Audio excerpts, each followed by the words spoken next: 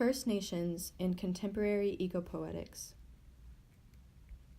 Ecopoetry is not synonymous with nature writing. While nature is the thematic focus, ecopoetry goes beyond an observational and aesthetic approach. It articulates an ecological awareness of and concern for our human impact on the environment. John Choctaw provides a helpful overview of ecopoetics in his Poetry Foundation article, Why Ecopoetry? He asserts that ecopoetry often aims to unsettle in order to motivate readers to protect and care for the earth and its inhabitants, human and non-human. Moreover, Choctaw notes that ecopoetry should be ecocentric rather than anthropocentric.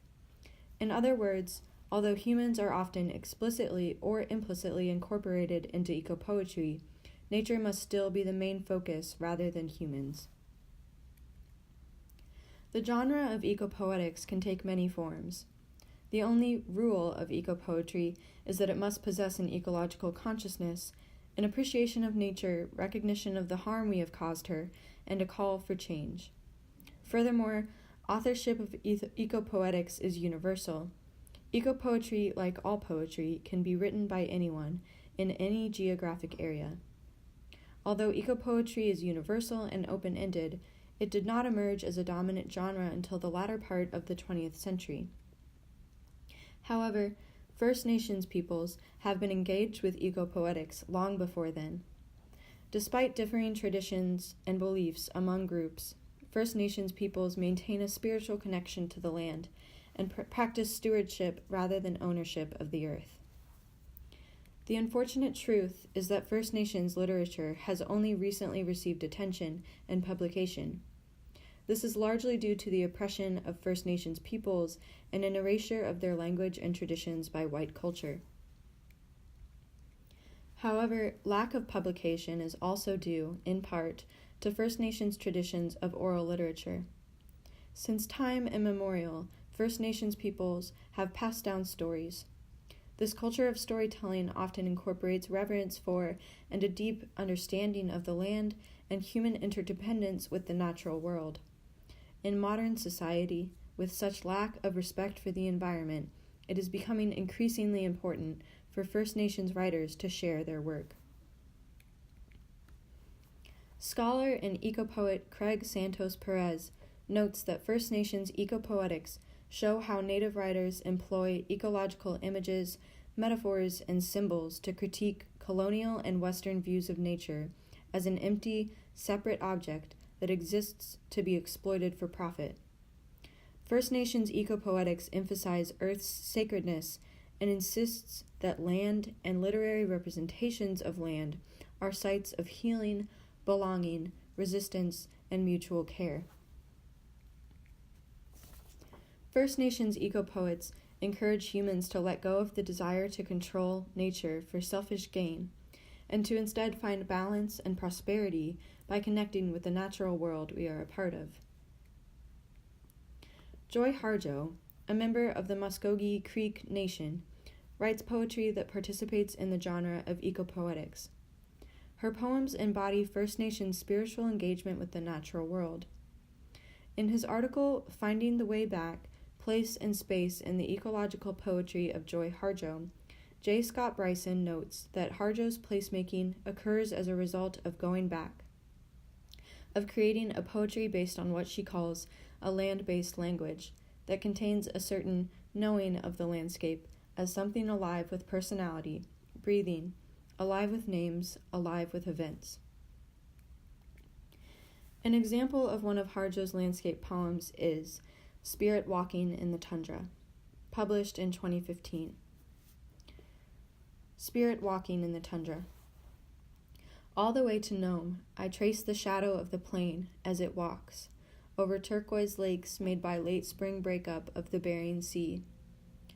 The plane is so heavy with cargo load it vibrates our bones, like the pressure made by light cracking ice. Below, I see pockets of marrow where seabirds nest. Mothers are so protective they will dive humans. I walk from the tarmac and am met by an old friend. We drive to the launching place and see walrus hunters set out toward the sea. We swing to the summer camps where seal hangs on drying frames. She takes me home. I watch her son play video games on break from the university. This is what it feels like, says her son, as we walk up tundra toward a herd of musk ox. When you spirit walk, there is a shaking, and then you are in mystery. Little purple flowers come up from the permafrost. A newborn musk ox staggers around its mother's legs. I smell the approach of someone with clean thoughts. She is wearing designs like flowers and a fur of ice. She carries a basket and digging implements. Her smell is sweet like blossoms coming up through the snow. The spirit of the tundra stands with us, and we collect sunlight together. We are refreshed by small winds. We do not need history in books to tell us who we are or where we come from, I remind him. Up here we are near the opening in the earth's head, the place where the spirit leaves and returns. Up here, the edge between life and death is thinner than dried animal bladder. Right away, Harjo articulates the intrusive nature of plains, a modern barrier that furthers humans from connection with the land. The plain is so heavy with cargo load it vibrates our bones. It makes a shadow and is a physical reminder of the pressure humanity is resisting, the pressure to take responsibility and care for the earth. Harjo shifts the poem into the setting of the tundra to illustrate a spiritual experience with the land, away from man-made structures and noise. This natural setting is where the human spirit can feel most alive. We have isolated ourselves from the mystery of the natural world because we try to control it. As J. Scott Bryson says, Harjo knows that our supposed control over the world is actually illusory. We exist as parts of the sacred space of the world. We are not superior beings. Once we let go of greed and our desire to control, and we humble ourselves, we will feel more at home. We will feel more like ourselves, connect with the earth in physical, spiritual, and emotional ways, just like the speaker in the poem who stands with the spirit of the tundra, collecting sunlight. Only when we put our greed aside will we actually be the most successful. We can do things like collect sunlight once we realize our full potential cannot be reached in a material world. Harjo's predecessor, Puebloan writer Simon Ortiz, also wrote about the dangers of human desire to control the environment, particularly in his poem Culture and the Universe, published in 2002. Culture and the Universe. 2 nights ago, in the canyon darkness, only the half moon and stars, only mere men. Prayer, faith, love, existence. We are measured by vastness beyond ourselves. Dark is light. Stone is rising. I don't know if humankind understands culture. The act of being human is not easy knowledge. With painted wooden sticks and feathers, we journey into the canyon towards stone, a massive presence in midwinter. We stop. Lean into me. The universe sings in quiet meditation. We are wordless. I am in you. Without knowing why culture needs our knowledge, we are oneself in the canyon, and the stone wall I lean upon spins me wordless and silent to the reach of stars and to the heavens within. It's not humankind after all, nor is it culture that limits us. It is the vastness we do not enter. It is the stars we do not let own us. Ortiz uses the canyon as a microcosm of the universe, whose vastness necessarily humbles the collective speakers to realize they are only mere men. They even become oneself during their spiritual experience in the canyon. They realize there are no boundaries. No human is better than the other. No human is greater than any living or non-living element of nature. The universe sings while the human speakers are wordless. Thus, the universe has a sacred power over humans. In the natural world and the universe at large, humans are not above bears, not above grass. If we realize we are of nature and not above her, we can find true happiness and, as Ortiz writes, heavens within ourselves. We are limited by the vastness we do not enter.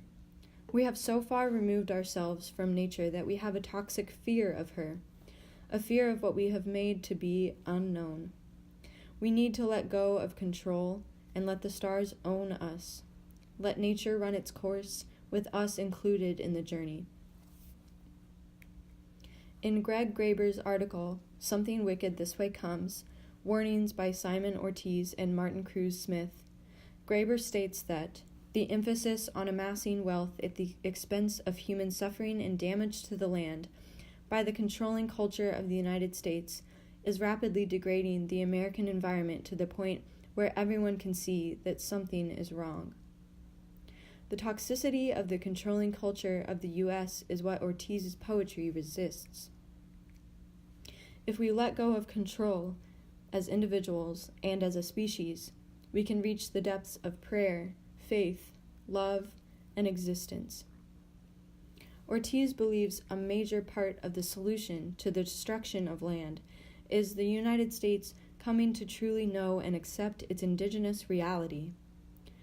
Graeber goes on to say that acceptance of the indigenous reality would lead to acceptance of help from the cultures of the indigenous peoples to stop the destruction of the land and all the people who live on it, indigenous or otherwise.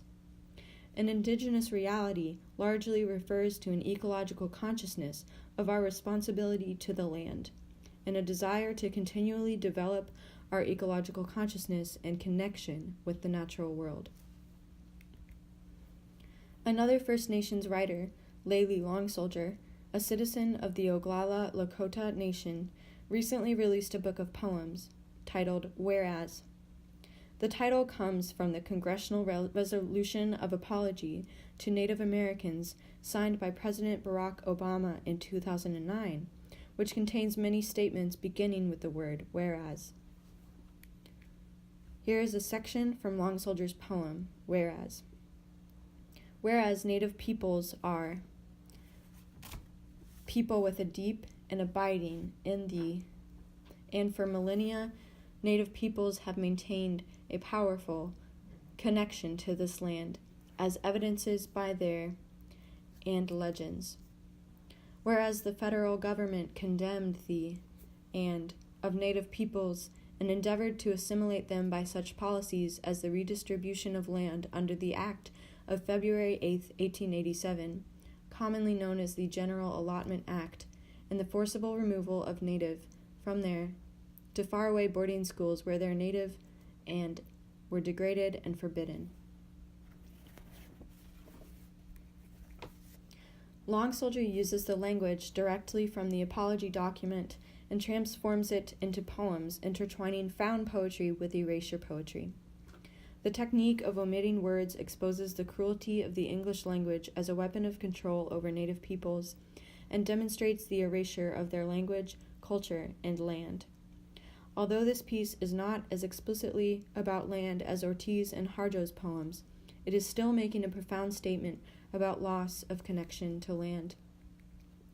For example, the blank space before the phrase, connection to this land, is a representation of the lack of connection. Both First Nations' lack of connection because of the government's forcible removal of them from their land, and non-Native peoples' lack of connection to the land due to lack of trying or caring. Moreover, the government's redistribution of land implies the false notion that the land is theirs or any human's land to give. This harkens back to Joy Harjo's assertion that human control is illusory, and Ortiz's encouragement for humans to let go of control in order to become one with the universe and stop the destruction of the earth. We are so lucky to be on this earth and exist in the sacred realm of the natural world. If we treat nature as she really is, sacred, divine, and uncontrollable, we can realize our full potential and recognize the sacredness inside of ourselves that can exist in harmony with nature. Progress in the materialistic sense that dominates our society is perpetuating our demise and the demise of the land and all non-human inhabitants. We are constantly pelted with facts and images of the environmental crisis, or experience environmental degradation firsthand, but often turn a blind eye to the issue and continue to harm the environment. Voices of First Nations eco-poets like Layli Long Soldier, Simon Ortiz, and Joy Harjo can awaken readers and regenerate love for the earth. They can remind everyone that caring for and healing the environment is not overwhelming, it is relieving.